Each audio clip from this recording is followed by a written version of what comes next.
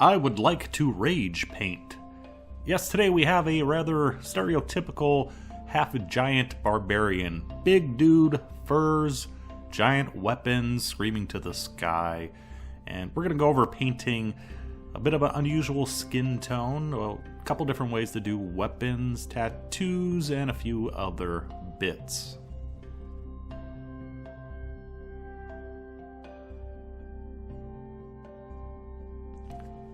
So we're going to paint him with a gray, stone-like skin color, and we don't necessarily want to go with just straight gray colors like German gray, neutral gray, and light gray. The reason for that is because when painting an obvious human figure, it's a really good idea to try to get some of those standard human flesh tones mixed in. It makes it look a bit more realistic, for lack of a better word, but if we just painted him straight gray, it may look a little odd because everyone knows what a typical human looks like. So that's the reason why we're starting off with brown violet, and we're mixing in some heavy brown to our stonewall gray. So our gray has a brown undertone to it, and it's a little bit more connected to an actual living human being. As always, we are using the layering method to paint him because the skin, it's such a broad, large area of the figure, and we're going over a relatively smooth surface. Our paint is very thin here, roughly about 1:4 paint to water ratio. And we slowly build up those colors, so each one of the layers you're seeing here is actually repeated multiple times until we stop seeing a noticeable difference when we add another layer of that same color. As we get up to the final highlights, the paint can be a little bit thicker when painting sharp details. Not a whole lot of sharp details on the skin here, just kind of like the eyebrow ridge and the cheeks and the nose and the fingers.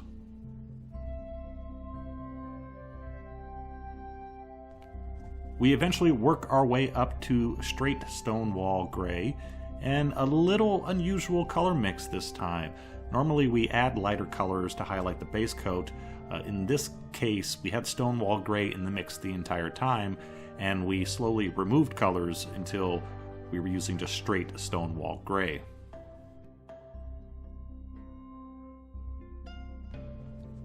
Also by now, hopefully you can see the benefit of using a brown undertone for our gray and mixing in the brown at certain steps.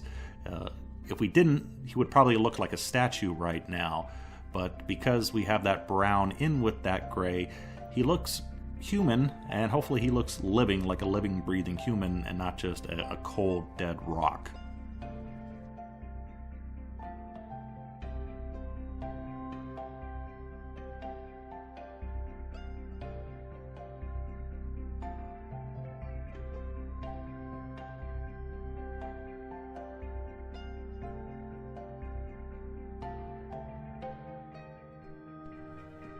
On to his fur mantle and leggings now, and this is a really good example of contrast and the whole reason why we highlight areas on a miniature to increase their contrast and make them easier to see. Two ways we could have painted this. First, the more complicated way would have been to use a texturing method, much like we did on for example, painting the horse a couple videos ago. So thicker paint done in streaks would have given a nice fur texture, but we're going with this more simple method because, again, I wanted to show you the contrast that we add by adding additional highlights to a miniature. So let's just talk about the fur mantle because I think it's easier to witness here with that. We started off with an undercoat of camo black brown, and we're proceeding to add, I think we added about 5 or 6 highlight layers to that. And as we work on each additional layer, we work towards the tip of each one of those little fur nodules on the mantle.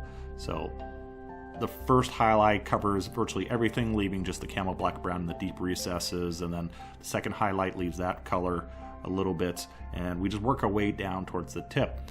And what initially started out as just kind of a camo black brown lump really starts to take shape as we add additional highlights to it, and the contrast starts really to take over and define the shape of the mantle.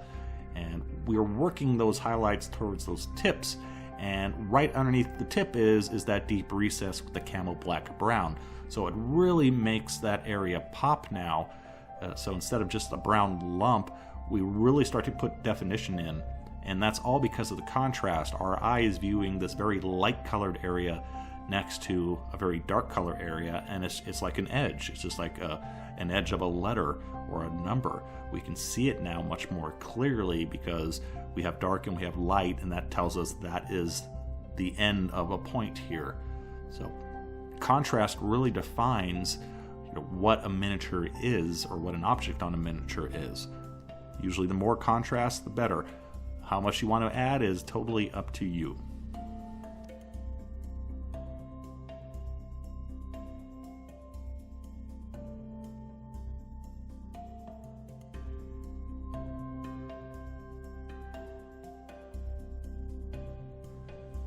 We're going to do a little bit of cleanup work using a mix of black ink and sepia ink. Just put in the recesses here and there to clean up any mistakes. But I'd like for you to imagine what you think this would look like if we just took a light brown, like flat earth or bone white, and just put that down as a base coat and covered it with a very dark wash. Do you really think we would get the same contrast that we did by applying all these layers?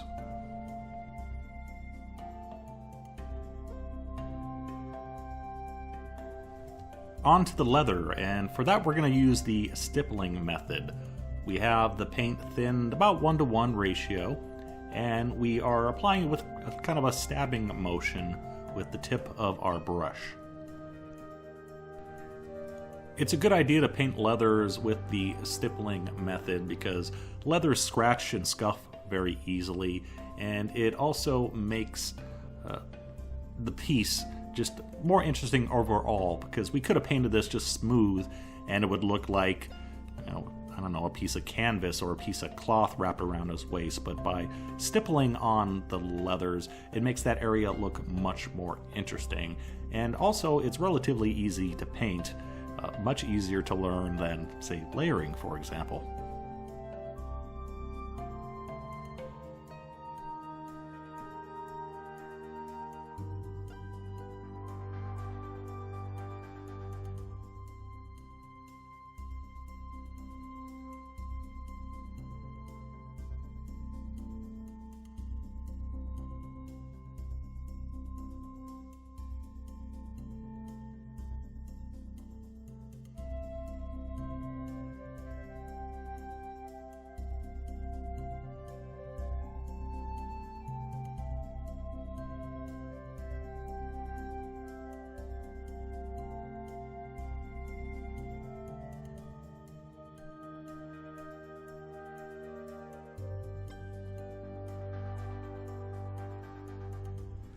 As I said, leather gets damaged very easily, so I always like to up the contrast at the final step a little bit, and just a few spots here or there to really highlight any little scuffs or scratches in it.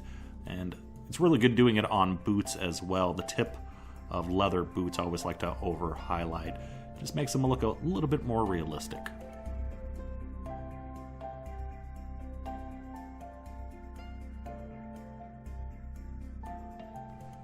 Alright, on to the weapons, and decided to do two different ways of painting weapons here. So the first one we're going to paint a really clean, very expensive looking sword. And we started off with Vallejo Model Air gunmetal, and to that we're using a couple spot washes of dark Prussian blue, just to give a really clean metal look to it. After applying the blue in the recesses, we're going to take some black and put that in the deeper recesses. And basically I'm trying to darken the blue here, not necessarily add black, but just get a darker blue shade. And just go ahead and put this wherever you think it's going to be necessary. And it's okay to overdo this step. You can get the wash where it's not supposed to be. Don't worry about getting it super clean, because you can always go back and reapply the base coat to clean up areas where you were a little bit messy. Then the next step is to apply our highlight. We are just using Vallejo Model Air Steel for that. And a little tricky doing all the highlighting and shading on this Flamberg here. Does make it look very interesting with all the unusual curves in the sword, but yeah, a little tricky to highlight, I do admit that. But in the end, we have a very clean, exotic looking weapon.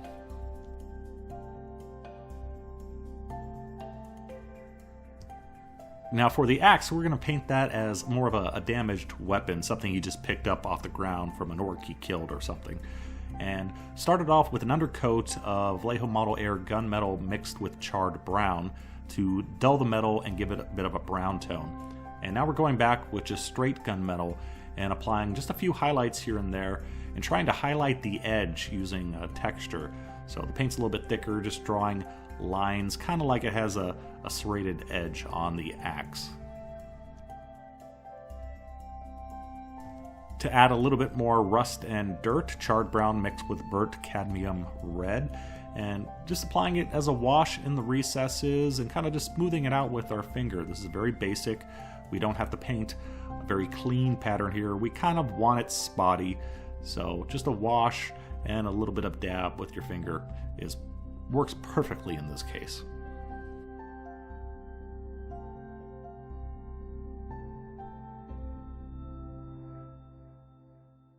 And then once again, we finish off with black and the recesses, and this time we're going to put a little bit along the edges of the blade, just like we did with the gunmetal, to give the idea that it's not super polished, it's not a very fine edge, it's a bit more rough and serrated. So we have two different weapons here, one looking very clean and one looking very dirty and well used.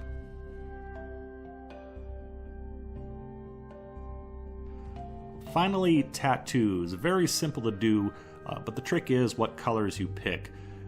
Normally, what I would recommend using is Vallejo Model Color Dark Prussian Blue, but I know if I didn't use red here, people would have a fit. But the trick is you want to add some of your initial flesh color in with your tattoo color, and that really helps to soften the look and not make it look like it's paint on the skin, but more that it's a part of the skin. In this case, since we're using red, we do have a bit of a problem, since red doesn't play well with other colors, and also we're doing this over a very gray skin tone, so just a very small amount of the Stonewall Gray was added as a highlight. Normally, if we were doing a regular tattoo, I would be mixing in Dark Prussian Blue with whatever the base skin tone was, and then more skin tone as a singular highlight, because you don't want to stand out too much. You want it to be a bit more subtle than what we're doing here.